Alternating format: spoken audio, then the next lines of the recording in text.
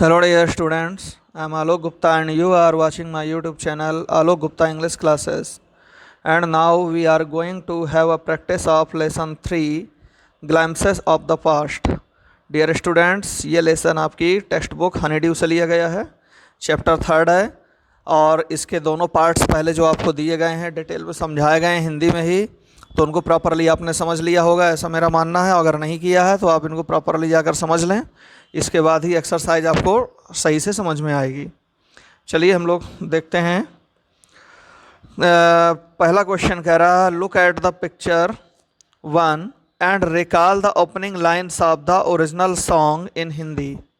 तो हम लोगों को जो पहली पिक्चर जो ओपनिंग पिक्चर है लेसन 1 की उसको देखना है और देखना है कि उसमें आपको जो ओरिजिनल सॉन्ग है जो लता मंगेशकर ने गाया था वास्तव में हिंदी में कौन सा था। और फिर खैर इसमें क्वेश्चन भी दे दिया हु इज़ द सिंगर, तो उसको गाने वाला कौन है। Who else do you see in this picture, आपको इस जो तस्वीर है इस तस्वीर में और कौन कौन लोग दिखाई दे रहे हैं। ठीक है डियर स्टूडेंट्स, चलिए आंसर है इसका the opening lines of the Hindi song are a मेरे वतन के लोगों जरा आँख में भर लो पानी। तो आप लोगों ने इसकी जो ओपनिंग लाइन है हिंदी में सुनी होंगी, ए मेरे वतन के लोगों जरा आँख में भर लो पानी। आप 15 अगस्त और 26 जनवरी को ये सॉन्ग अच्छे से सुनते ही होंगे।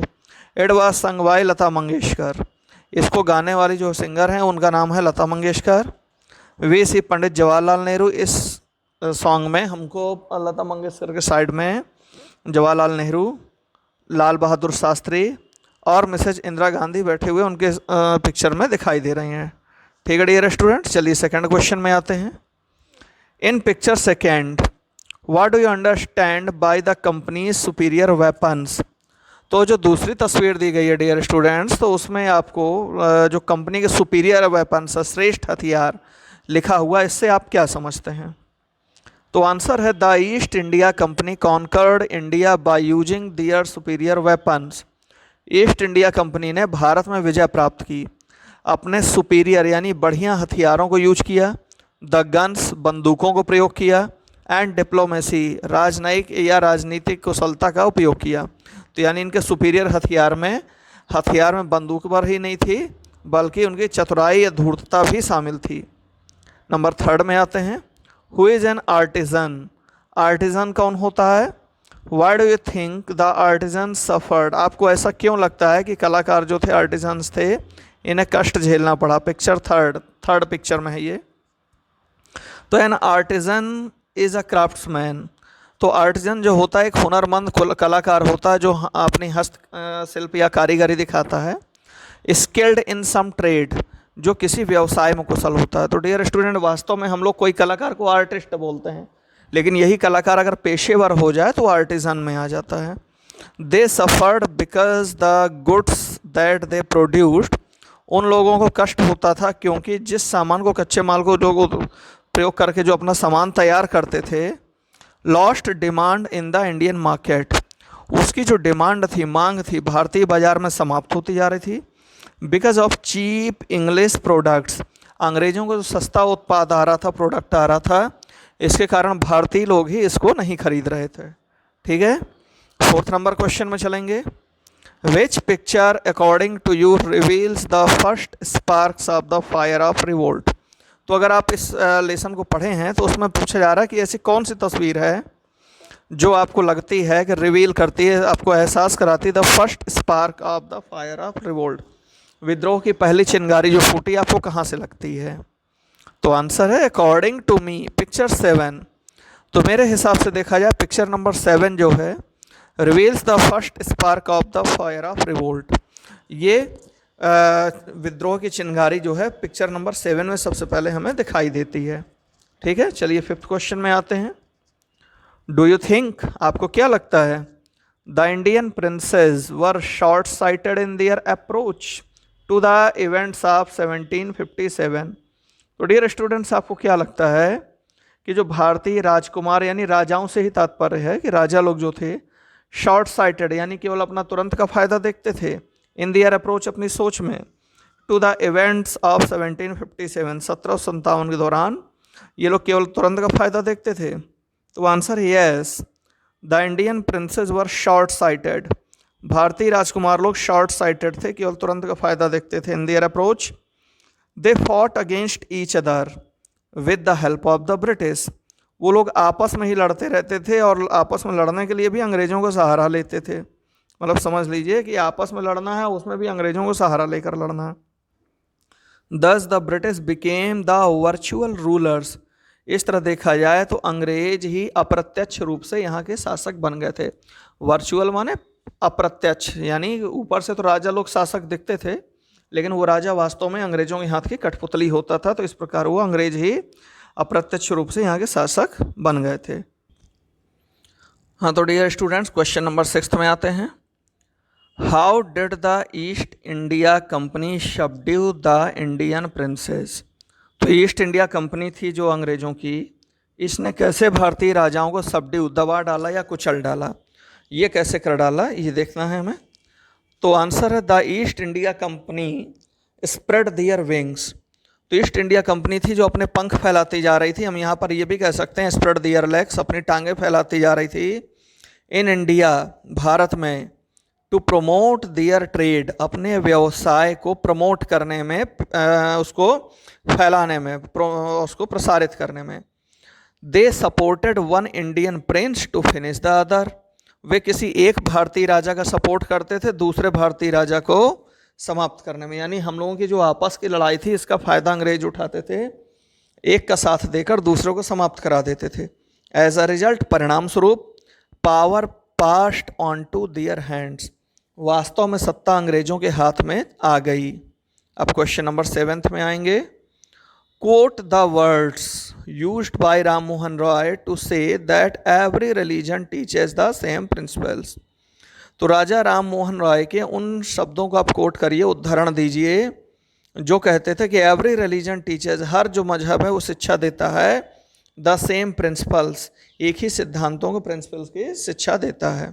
तो आंसर है the words of Ram Mohan Roy spoken to his wife were, तो उन्होंने अपनी पत्नी के वो जो कुछ शब्द बोले थे हर धर्म की समानता के बारे में, वो ऐसे थे कुछ। Cows are of different colours, गायें अलग अलग रंग की हो सकती हैं, but the colour of their milk is the same, लेकिन उनके दूध का रंग तो समान ही होता है। Different teachers have different opinions, अलग अलग शिक्षकों की अलग अलग राय होती है। But the essence of every religion is the same, लेकिन हर मजहब का जो राय है, उसकी जो एसेंस है, भावना है, वो समान ही होता है। ठीक है, आगे आते हैं क्वेश्चन नंबर 8 में। In what ways did the British officers exploit Indians, तो अंग्रेज ऑफिसर्स थे जो, वे किस प्रकार से भारतीयों का शोषण करते थे, किस प्रकार से भारतीयों को परेशान करते थे। Answer the British rulers passed a resolution, तो अंग्रेजों, जो अंग्रेज शासक थे, उन्होंने एक मतलब रेजोल्यूशन पास किया था, एक निर्णय पास किया था, एक कानून लाए थे, under which an Indian could be gelled without trial in a court, कि किसी भी भारतीय को वे लोग बिना किसी अदालत में मुकदमा किए जेल में डाल सकते थे। यानी मुकदमा भी नहीं चलाना या कोई केस नहीं है, बिना केस के उसे जेल में डाल दिया। The goods manufactured in England were exempted from custom duty, और दूसरा काम उन्होंने किया, जो इंग्लैंड से सामान आता था भारत में, उसमें जो सीमा शुल्क लगता है किसी देश में एंट्री करने में, उसको एग्जेम्प्ट कर दिया, उसे मुक्ति दे दी कि इंग्लैंड से आने वाले सामान में कोई भी कस्टम ड्यूटी नहीं लगेगी, जिसके कारण इंग्लैंड का माल भारत में सस्ता बिकेगा। और सस्ता बिकेगा, इससे क्या होगा कि भारतीयों का जो माल है वो महंगा लगेगा, तो लोग सस्ता माल खरीदेंगे और भारतीयों का व्यापार चौपट हो जाएगा। और तीसरा, the officers proposed on the companies लूट, तो ये जो ऑफिसर्स थे उन लोगों ने, प्रॉस्पर्ड, ऑफिसर्स प्रॉस्पर्ड, तो जो ऑफिसर्स थे वो प्रॉस्पर होते गए, समृद्ध होते गए, ऑन द कंपनीज लूट, कंपनी किस प्रकार की लूट से, एंड दियर प्राइवेट बिजनेस फ्लॉरिश्ड, और वो लोग निजी रूप में भी जो बिजनेस चला रहे थे वो बढ़ते चले गए। ठीक है, चलिए क्वेश्चन नंबर 9 में। The ruler who fought pitched battles against the British and died fighting, तो ऐसा कौन सा रूलर था who fought pitched battle against the British, जिसने अंग्रेजों के विरुद्ध खुल के मतलब कड़ा संघर्ष किया और अंत में लड़ते हुए मारा गया। तो आंसर है टीपू सुल्तान ऑफ मैसूर। तो मैसूर का शासक टीपू सुल्तान था। फॉट पिस्ट battle against the British and died fighting, उसने अंग्रेजों के विरुद्ध बहुत कड़ा संघर्ष किया और लड़ते हुए मारा गया, अपने किले की रक्षा करता हुआ। 10वां number, the person who wanted to reform the society, तो उस व्यक्ति का नाम बताइए जो समाज में सुधार लाना चाहता था। तो इसका आंसर होगा Raja Ram Mohan Roy of Bengal was the person. तो बंगाल के जो राजा राम मोहन राय थे वो व्यक्ति थे who wanted to reform the society, जो समाज में सुधार लाना चाहते थे। Question number 11, the person who recommended the introduction of English education in India, उस व्यक्ति का नाम बताइए जिसने भारत में अंग्रेजी शिक्षा के प्रचार की कोशिश की और शुरुआत की। तो आंसर है इसका Lord Macaulay was the person who recommended the introduction of English education in India. तो एक अंग्रेज था, उसका नाम था लॉर्ड मैकॉले, वही ये व्यक्ति था जिसने भारत में अंग्रेजी शिक्षा की शुरुआत की। ठीक है डियर स्टूडेंट्स, चलिए क्वेश्चन नंबर 12 में, 2 examples of evil social practices, 2 सामाजिक बुराइयों के उदाहरण दीजिए। प्रिवेलिंग देन, प्रिवेलिंग माने व्याप्त, जो उस समय समाज में फैले हुए थे, ऐसी 2 सामाजिक बुराइयों के नाम बताइए। तो पहली है आंसर में देखिए अनटचेबिलिटी, अस्पृश्यता, यानी जिसे छुआछूत कहेंगे। तो भारतीय समाज में जो सामाजिक बुराई थी, एक छुआछूत बहुत बड़ी बुराई थी। दूसरा लिखा सती सिस्टम, सती प्रथा, यानी जिस स्त्री का पति मर गया हो तो उसको चिता में झोंक दिया जाता था। देखिए एक बुराई और लिखी है आंसर में, वैसे मांगी तो 2 गई हैं लेकिन तीसरी भी लिखी है। एंड चाइल्ड मैरिज, बचपन में ही बच्चों का विवाह कर दिया जाता था। तो ये कुछ बुराइयां थी। Are the examples of evil social practices prevailing then, यानी ये गलत सामाजिक कुरीतियाँ थी जो उस समय समाज में व्याप्त थीं, इनके ये उदाहरण दिए गए हैं। ठीक है, चलिए क्वेश्चन नंबर 13 में, 2 oppressive policies of the British, अंग्रेजों की ऐसी 2 नीतियाँ जो भारतीयों को कुचल के रख रही थी, अत्याचार कर रही थी। तो इसका आंसर होगा the British masters allowed import in India tax free. पहला काम अंग्रेजों ने किया, जो भारत में आयात आता था इंग्लैंड से उसको टैक्स फ्री कर दिया ताकि वो सस्ता हो जाए। And ruined Indian cottage industries, और दूसरा उन्होंने क्या किया, भारत के जो कुटीर उद्योग था उसको नष्ट करने में पूरी कोशिश की। वो तो वैसे भी नष्ट हो रहा था सस्ते माल के कारण, अंग्रेजी माल जो सस्ता था, लेकिन उन्होंने भारतीय उद्योगों को नष्ट करने में पूरा योगदान भी दिया। 14th नंबर क्वेश्चन, 2 ways, 2 तरीके बताइए इन विच कॉमन पीपल सफर्ड, जिस तरह से कॉमन मैन जो आम आदमी था कष्ट झेल रहा था, ऐसे 2 कारण बताइए, तरीके बताइए। तो आंसर है the farmers were taxed heavily, किसानों पर भारी टैक्स लगाया गया। The thumbs of skilled workers were cut by the Britishers, और यहाँ के जो कुशल कलाकार थे और क्राफ्ट्समैन थे, उन लोगों के अंगूठे इन लोगों ने काट लिए ताकि वो लोग अपना कलाकारी जो है अच्छे काम, अच्छी क्वालिटी वाला प्रोडक्शन ना कर सकें। चलिए 15th नंबर क्वेश्चन में आते हैं, 4 रीजन्स फॉर द डिसकंटेंट, असहमति के या समाज में जो असहमति थी अंग्रेजों के खिलाफ, उसके 4 कारण बताइए। That led to the 1857 war of independence, जिसके कारण 1857 में आज़ादी के जो स्वतंत्रता संग्राम स्टार्ट हुआ था उसके कोई 4 कारण बताइए। तो 4 कारण यहाँ पर ABCD करके दिए गए हैं। चलिए A नंबर में देखते हैं, Santhals who lost their land became desperate and they revolted. तो संथाल जनजाति जो थी बंगाल तरफ, उड़ीसा तरफ, ये लोग क्या हुए, बहुत ज़्यादा हताश हो गए क्योंकि उनकी ज़मीनें वगैरह छीन ली थी अंग्रेज़ों ने, तो इन लोगों ने विद्रोह कर दिया। B नंबर में आइए, the sepoys in the English army were paid much less than the white soldiers. तो भारतीय सैनिक जो अंग्रेजी सेना में थे, सिपाहीज उन्हें बोला गया, तो ऐसे सिपाही इन the English army were paid much less, उन्हें बहुत ही कम पेमेंट दिया जाता था, दैन द वाइट सोल्जर्स, गोरे सैनिकों की तुलना में। सो दे वर डिसकंटेंटेड एंड एंग्री, इसलिए वे लोग भी असंतुष्ट थे और क्रोधित थे। C number, the Brahmins were furious, ब्राह्मण लोग जो थे फ्यूरियस थे, आग बबूला थे। When they came to know, जब उन्हें पता चला, that the bullets they had to bite contained cow fat and pig fat, उन्हें जब पता चला कि जो कारतूस उन्हें चबाना होता है उसमें काउ फैट यानी गाय की चर्बी लगी है और पिग फैट सुअर की चर्बी लगी है। तो ये जब पता चला तो उसमें गाय की चर्बी के नाम पे ब्राह्मण भड़क गए और पिग फैट के नाम पे मुस्लिम भड़क गए। D number, many landlords were sore, कई जमींदार भी अंग्रेजों से नाराज थे। Because the British policy deprived them of their land and state, क्योंकि अंग्रेजों की नीतियों ने उन लोगों को, जमींदारों को डिप्राइव कर दिया, वंचित कर दिया उन लोगों को ऑफ दियर लैंड, अपनी ज़मीन से और जागीर से।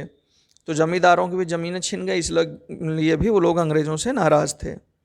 16 नंबर में आएंगे, what help the East India Company to overpower Indian princes, ऐसी क्या चीज़ थी जिसने ईस्ट इंडिया कंपनी को सहायता दी कि वो भारतीय राजाओं पर विजय प्राप्त कर सके या हावी हो सके। तो आंसर है, Indian princes were always engaged in fighting with one another. तो सबसे बड़ी बात जो थी अंग्रेज भारतीय राजाओं में, ये लोग आपस में ही लड़ने में लगे रहते थे। द राइवलरीज, उनकी जो प्रतिद्वंदिता थी, paved the way for the East India Company to overpower Indian princes. तो उनकी आपस की लड़ाई ने अंग्रेजों के लिए मार्ग तैयार किया कि वो लोग भारतीय राजाओं पर हावी हो सके।